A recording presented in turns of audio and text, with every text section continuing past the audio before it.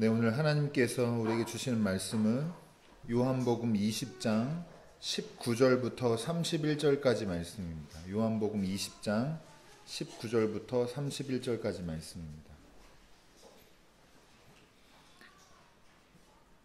제가 읽겠습니다. 그날 곧 주간의 첫날 저녁에 제자들은 유대 사람들이 무서워서 문을 모두 닫아 걸고 있었다. 그때 예수께서 와서 그들 가운데로 들어서셔서 너희에게 평화가 있기를 하고 인사말을 하셨다. 이 말씀을 하시고 나서 두 손과 옆구리를 그들에게 보여주셨다. 제자들은 주님을 보고 기뻐하였다. 예수께서 다시 그들에게 말씀하셨다. 너희에게 평화가 있기를 빈다. 아버지께서 나를 보내신 것 같이 나도 너희를 보낸다. 이렇게 말씀하신 다음에 그들에게 숨을 불어넣으시고 말씀하셨다. 성령을 받아라. 너희가 누구의 죄든지 용서해 주면 그 죄가 용서될 것이요 용서해 주지 않으면 그대로 남아있을 것이다. 12제자 가운데 하나로서 쌍둥이라고 불리는 도마는 예수께서 오셨을 때에 그들과 함께 있지 않았다. 다른 제자들이 그에게 우리는 주님을 보았소 하고 말하였으나 도마는 그들에게 나는 내 눈으로 그의 손에 있는 못자국을 보고 내 손가락을 그 못자국에 넣어보고 또 내 손을 그의 옆구리에 넣어보지 않고서는 믿지 못하겠소 하고 말하였다.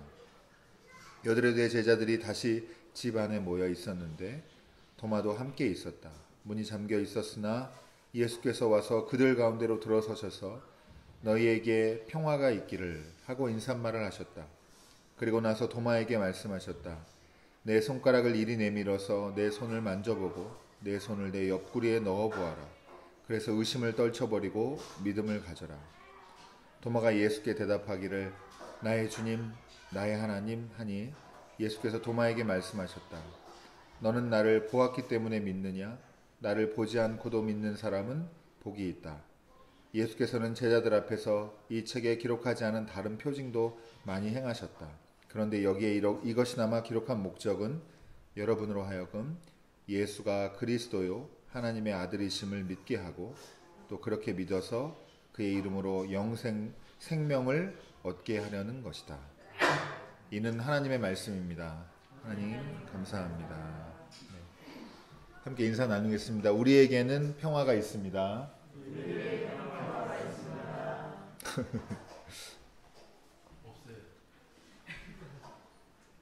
네, 그냥 주세요. 아, 없어요? 그러면 가지고 계세요. 제가 나중에 카톡으로 공유해서 나누도록 하겠습니다. 여러분, 오늘 부활절 둘째 주일이고요. 부활절 자체에 대한 설명 이런 것들은 좀 한 주 더 미뤄서 다음 주쯤에 한번 더 말씀을 드리도록 하고, 그리고 여러분 부활절 때 왜 달걀 나눠주고 이런지 왜 그런 거 하는지 아세요? 그냥 몰라도 일단 달걀 네, 그런 것도 좀 알려드리고 하겠습니다. 정보 차원에서는 부활절 나눌 게 있고요. 한 가지 같은 기억해야 될 건 뭐가 있냐면 부활절 보통 부활절 그날만 지키거든요. 근데 올해 같은 경우에는 7주가 부활절이에요. 그러니까 부활 이 기간 동안에 부활의 계절 동안 부활의 은혜를 함께 여러분 다 받으시고 또 누리시는 여러분 되시기를 주님의 이름으로 축원합니다. 오늘 말씀은 지난주일 말씀에 이어서 지난주일 말씀은 부활주일 이제 아침의 풍경이었고 오늘은 저녁 풍경인데요. 예수님께서 부활하시고 나서 막달라 마리아를 통해서 부활절 아침에 우리에게 주시는 이제 하나님의 말씀 메시지는 뭐였냐면 예수님께서 부활하셔서 결국 승천하실 거라고 하는 그 내용을 우리가 배우고 알아야 된다라고 하는 누가 설명 좀 해주세요. 저 당황하고 있습니다 지금. 왜 PPT가 안 넘어가지 이렇게 그림이 안 들어가 있대요. 네. 회개하시고요. 네. 그 부활절 아침 메시지는 그거였어요. 요한복음에서 우리에게 전해주려는 메시지는 예수님께서 부활하시고 그게 끝이 아니고 궁극적으로는 하나님께로 올라가신다라고 하는 이게 이제 연결돼서 우리가 전달받아야 되는 메시지였고, 그 메시지를 누구를 통해서 전달하셨냐면 막달라 마리아라고 하는 여성을 통해서 제자들에게 전달을 해서 제자들이 그 소식을 들었을 거란 말이에요. 근데 오늘 이제 부활절 저녁 풍경을 우리가 살펴볼 텐데, 가보니까 예수님이 막달라 마리아 통해서 전한 메시지가 뭐 아무 효력을 발휘하지 못한 걸로 보여요. 왜냐하면 여기 겁에 질려가지고 제자들이 문을 다 꽁꽁 닫고 그 안에 숨어 있었다, 이렇게 이제 표현이 되어 있기 때문입니다. 여러분, 유대 사람들이 무서워서 문을 닫아 걸고 이제 숨어 있었는데, 어떻게 보면 인간적으로 보면 너무 자연스럽다고 말할 정도로 당연한 모습이죠, 사실은. 예수님이 돌아가시는 그 죽음의 현장에 있었던 사람이든 아니면 말로만 들었던 사람이든 그동안 예수님과 함께 지내온 세월들이 다 그 사건으로 다 박살이 났단 말이죠. 산산조각이 났어요. 이 각자 정도는 달라도 굉장히 두려움이 막 일어났을 그럴 상황인데요. 모든 예수님 통해서 예수님과 함께 지내고 예수님 사역하시는 거 공생애 동안 함께 다니면서 동고동락하면서 여러 가지 보고 배웠는데, 예수님을 통해서 미래를 꿈꿨단 말이죠. 이런 미래, 이런 세상 올 거야 그랬는데 그게 다 꺾여버렸어요. 예수님이 사라지고 난 다음에는, 돌아가시고 난 다음에 그게 무슨 의미가 있어요. 그리고 예수님과 같이 나도 이제 죽임당할 수 있다, 이런 생각도 하게 됐고, 또 공포도 느꼈을 거예요. 그리고 지난주에도 한번 말씀드렸는데, 여러분, 유대 사람들이라고 하는 게 모든 유대 사람들 말하는 게 아니라 누구예요? 예수님을 십자가형에 처하라고 강하게 이제 정치적 영향력을 행사했던 그 유대 당국자들 중심으로 한 유대인들입니다. 힘 없는 사람들이 아니었겠죠. 여론을 조성할 수 있고 그걸로 압박하고, 로마 제국의 식민지임에도 불구하고 로마 제국에 그걸로 정치적으로 이렇게 영향을 줄 수 있는 사람들이고 세력도 있었고, 이 사람들이 무서웠던 거예요. 그래서 적극적으로 이 사람들이 공모해가지고 없는 죄를 뒤집어 씌우고, 실제로 예수님이, 우리가 이게 신앙적인 차원에서 죄 없는 분이 돌아가셨다 이런 것도 있지만 실제로도 죄가 될 만한 게 없었다는 걸 빌라도가 알고 있었음에도 불구하고 처형을 선언하죠. 그래서 어찌 보면 다 누구나 알았어요. 죄 없는 분이 십자가형까지, 그러니까 정치범으로 처형되는 데까지 그냥 막 사회적인 이 여론을 몰고 가가지고 그걸 이뤄낸 거예요, 이 사람들이. 그러니까 힘이 있는 사람들이죠.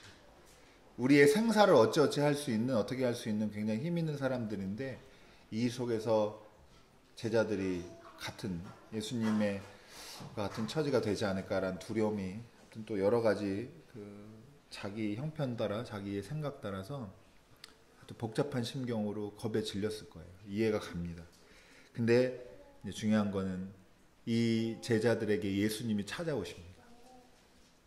예수님이 찾아오셔서 뭐라고 하시죠?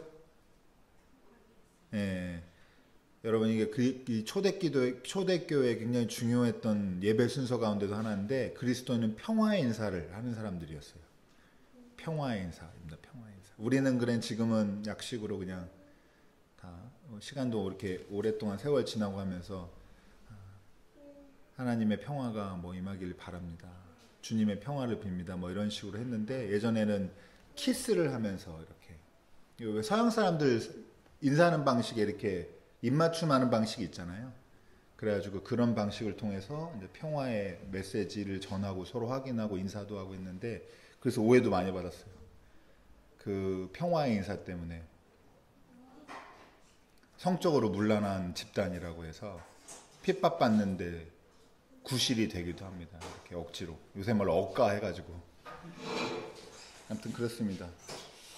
네, 여러분, 어쨌든 예수님께서 함께 오셔서 이 제자들을 가운데 찾아오셔서 처음 빈 게 바로 평화다라고 하는 게 아주 의미심장한 부분이 있는데요. 뭐라고 말씀하시냐면, 너희에게 평화가 있기를 빈다라고 인사하십니다. 그리고 뒤에 이어진 말이 있지만, 어쨌든 한 번 더 제자들에게 더 나타나셨는데, 그날 같은 기록 안에서 나는 평화를 너희에게 또 한 번 더 평화를 또 빌어주세요. 너희에게 평화가 있기를. 그런데 이게 뭐랑 연결되고 뭘 떠올리게 하냐면 특히 이제 제자들한테는 그랬을 텐데 최후의 만찬 때 예수님께서 뭐라고 말씀하시냐면 요한복음에 14장 기록되어 있습니다. 나는 평화를 너희에게 남겨준다. 나는 내 평화를 너희에게 준다 하면서 내가 너희에게 주는 평화는 세상이 주는 것과 같지 않다. 너희는 마음에 근심하지 말고 두려워하지 말아라. 이렇게 말씀을 하셨어요. 여러분 근데 이제 오늘 살펴볼 중요한 내용 중에 하나가 세상이 줄 수 없는 예수님만이 주는 평화가 무슨 평화일까요? 그 평화가 뭔지 생각해 보신 적 있어요? 세상이 줄 수 없는 평화? 어쨌든 여러분 우리도 그 평화가 필요하죠? 예, 여러분도 그 평화가 필요하고 그 평화에 대한 소망이 있을 줄 압니다. 이쯤에서 이제 화면이 넘어가야 되고요. 네.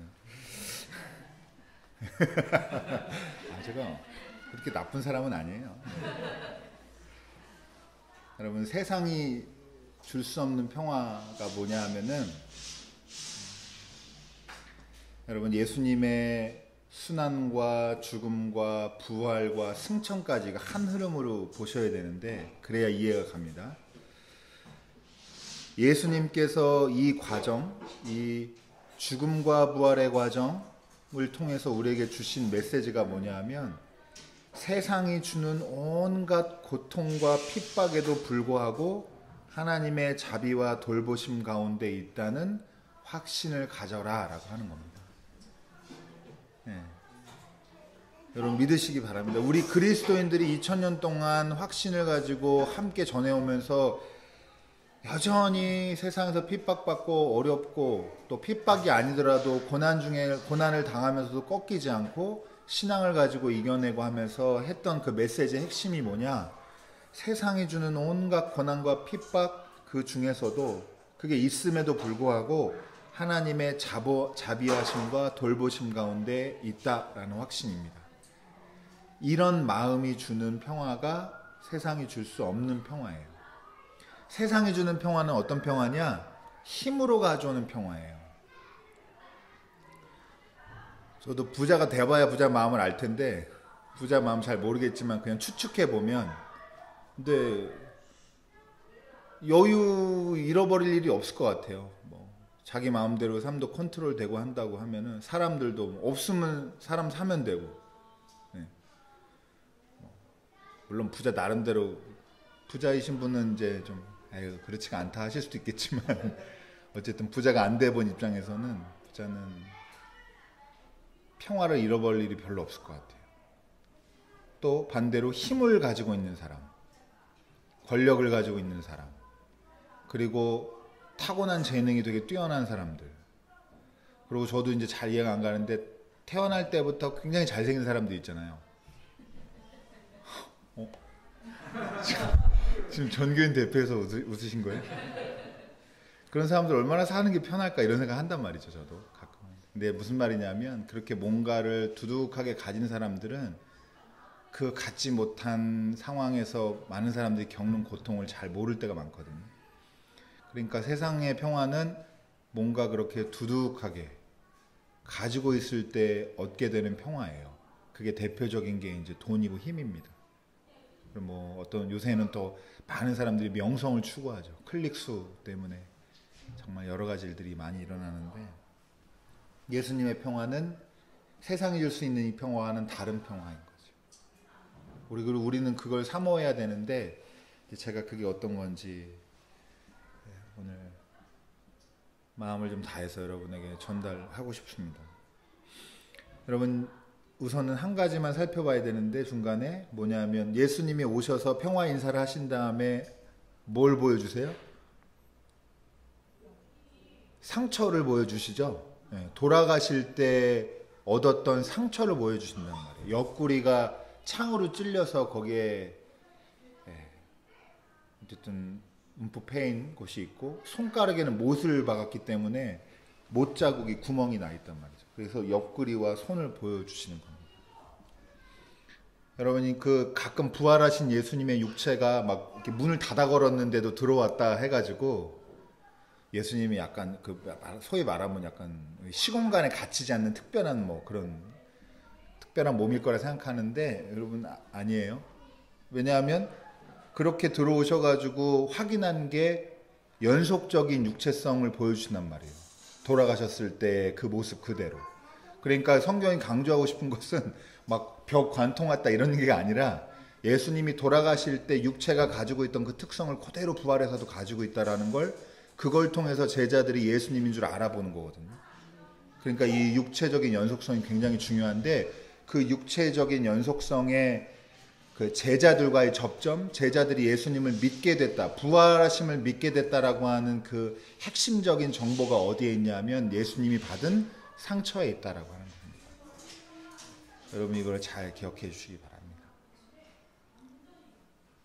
이제 여러분 이게 전체 기독교 신앙을 가지고 여러분 이제 큰 틀에서 이렇게 생각해 보세요.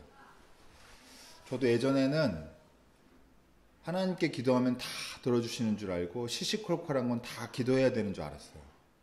그리고 그러면 들어주실 것 같고 그리고 그런 믿음을 굳세게 갖는 게 굉장히 믿음 좋은 거다. 이렇게 생각했거든요. 근데 여러분도 비슷하지만 기도해도 응답 못 받는 것도 많고 간절히 아무리 원해도 도움 얻지 못한다고 생각할 때도 많고 또 나는 이해할 수 있어도 어떤 사람들 입장에서는 저렇게 간절히 기도하는데도 왜 구원받지 못할까? 왜 상황이 나아지지 않을까? 형편이 달라지지 않을까? 이런 의문이 많이 들었어요. 근데 여러분 제가 오늘 드릴 말씀을 가지고 여러분 신앙 전체를 좀 한번 다시 생각해 보시면 좋겠는데요. 여러분 조금 자극적인 예지만 여러분 신앙 다시 처음부터 다시 생각해 보시는 순간이 필요해요. 믿는 대로 여전히 그냥 하는 게 아니라 다시 생각해 보셔야 돼요. 그리고 그렇게 할 수 있는 중요한 깨달음을 주는 오늘 말씀의 핵심을 말씀드리겠는데요. 여러분 하나님이 이 땅에 오셔서 사람의 육신을 입고 우리와 함께 계신 하나님이라는 거 임마누엘이라고 하거든요. 임마누엘의 하나님인데 제가 몇 번 말씀드렸는데 이 하나님이 이 땅에 오셔서 우리와 같이 되시고 우리 세상에 하나님이 오셨다라고 하면 우리는 어떤 하나님 기대하냐면 힘이 있고 부요한 하나님을 기대했단 말이에요. 그래서 모든 이스라엘 사람들이 메시아를 기다릴 때 힘센 왕이나 장군을 기다렸는데 다 어긋났죠. 다 어긋났을 뿐만 아니라 예수님이 어떻게 오셨냐? 어떻게 오셨어요? 마국간에서 초라하게, 어떻게 보면 초라하다고 말하기도 좀 비참하게 태어난 거잖아요, 사실. 묵을 데가 제대로 없고 요즘 같은 인권이식으로 봐서는 여러분 어디 태어났다고 하면 될까요? 근데 어쨌든 굉장히 비참하게 태어났어요. 태어나서 어떻게 했어요? 태어나자마자 영아 살해의 위협을 느껴서 이집트로 난민으로 떠돌았어요. 고향에 다시 돌아왔어요. 그래서 좀 안전하다고 생각해서. 그 사람이 죽었고 아들이 통치하고 있었는데 아들도 보통 사람이 아니에요. 포악해. 그래서 예루살렘으로 가지 않고 어디로 갔어요? 갈릴리로, 갈릴리 지방으로 갔죠. 나사렛으로 갔죠. 변방으로 갔단 말이에요. 또 그래서 거기서 장성해서 거기서 여러 가지 보통 말하는 한 30살 되기 전까지 평범한 사람으로 살았을 거 아니에요. 그러면서 때가 됐어요. 그래서 제자들을 불러 모았는데 제자들 어떤 제자 불러 모았어요? 똑똑하고 박사 학위들 다 있고 이런 사람 불렀어요? 아니면 그냥 평범한 사람들, 노동하는 사람들 제자로 불렀습니까? 어부, 노동자들 불렀어요. 노동자들 불러서 제자 삼아가지고 그 사람들과 함께 열심히 한 3년 정도 공생애를 사역하셨어요. 그래서 병든 사람 고치고 가르치시고 복음 전파하시고 치유하시고 이렇게 하는 일을 이건 정말 신나는 어떤 시기인데 딱 3년 정도. 그러고 나서 그렇게 해서 모든 사람이 꿈꾸게 됐어요. 와, 무슨 일이 일어나겠구나 했는데 어떻게 돼요? 죄가 없는데 십자가에 처형당한단 말이에요. 여러분 십자가 제가 계속 반복해서 말씀드리는데 정치범으로 처형된 거예요. 정치범으로 처형되고 유대인들한테는 어떤 형벌이었다고 했죠, 제가? 굉장히 수치스러운 형벌이에요. 아휴, 이렇게 막 생각하기도 싫은 이런 형벌로 돌아가셨어요. 그래서 너무너무 절망적이었는데, 그렇지, 부활하셨어요. 다 씻겨 이제요. 와, 역시 하나님 대단하시다 생각했어요? 그럼 여러분 이제 마지막 질문입니다. 부활하셔서는 어떤 모습으로 나타나야 우리의 직관에 맞습니까? 새로운 모습이고, 그 새로운 모습은 힘이 있어야 돼요? 약해야 돼요? 힘이 있어야 맞잖아요. 이제 다 고초 고난 겪으셨으니까, 부활하셨으면 하나님께로 올라갈 거면 천군 천사 한 2개 군단 정도를 같이 와가지고 빌라도부터 일단은 때리고 유대인들 벽 속에 이렇게 감옥에 넣고 막 이렇게 하셨어야 되잖아요. 근데 여러분 안 하신다니까. 이렇게요. 이게 저한테 너무 큰 감동이에요. 예수님 오셔서 뭘 보여줬다고요? 상처를 보여준다는 거죠. 여러분, 이분이 우리가 믿는 예수님이에요. 저도 너무 거짓되게 많이 믿었어요. 예수님을 엉뚱하게. 예수님 막 찬양하고, 예수님이 막 힘을 휘둘러주고 내 인생을 기적처럼 바꾸어주고, 여기에만 늘 관심이 있었는데, 상처를 보여주신 예수님이 평화를 빌어주면서 우리에게 뭘 부탁하세요? 성령을 받으라. 그리고 세상으로 이제 보내심을 하는 겁니다. 그럼 여러분, 이제 예수님을 경배의 대상으로만 생각하지 마시고 스승님이다 한번 생각해 보세요. 시간은 차이가 있지만 예수님이 가르치신 대로 살려고 하면 우리는 어떻게 살아야 될까? 이렇게 한번 생각해 보세요. 근데 예수님은 여러분 힘 과시하고, 여러분 기독교인이 믿는 하나님은 힘 과시하고 때려 눕히고 막 감옥 가두고 이런 하나님이 아니다 이 말이에요. 여러분, 우리도 세상 살면서 온갖 상처와 아픔이 있습니다. 근데 우리 가운데 두려움, 그래서 세상에 대한 두려움 가지고 긴장된 삶을 사는 우리한테 예수님이 오실 때에 본인이 가진 상처를 가지고 이 땅에 오신다, 우리에게 찾아오신단 말이지. 그래서 우리를 어떤 요새 말로 하면 공감하시고, 그리고 우리에게 새 숨을 불어넣으시는데, 그 숨을 받은 사람들이 바로 느끼는 감정이, 느끼는 그 상태가 평화입니다. 평화. 여러분, 세상이 주는 평화가 아니라 고초당한 분이 그 역경을 딛고 일어서셔서 부활하셔서 찾아오셨을 때 그 감격을 여러분 한번 느껴보시길 바랍니다. 느껴보시길 바라요. 그래서 내가 이제까지 예수님 잘못 믿었다 생각하시면 바꾸세요. 지금이라도. 예수님이 막 예수님을 어디 높은데 막 다 모셔놓고 막 예수님께 빌고 막 이렇게 예수님 그런 게만 생각하지 마시고, 예수님이 실제로 이 삶에서 어떻게 살다 상처 입고 돌아가셨는지를 여러분 생각해 보시고, 그리고 그걸 딛고 일어서신 하나님의 이 능력과 그리고 예수님의 이 생명력을 여러분 삶에서 중요한 평화의 지침으로 여러분 가지고 계시길 바랍니다. 저 여러분에게 이 부활하신 하나님의 능력이, 또 상처를 가지고 우리에게 오신 예수님의 이 마음이 우리의 진짜 힘이 되기를 예수님의 이름으로 축원합니다. 기도하겠습니다.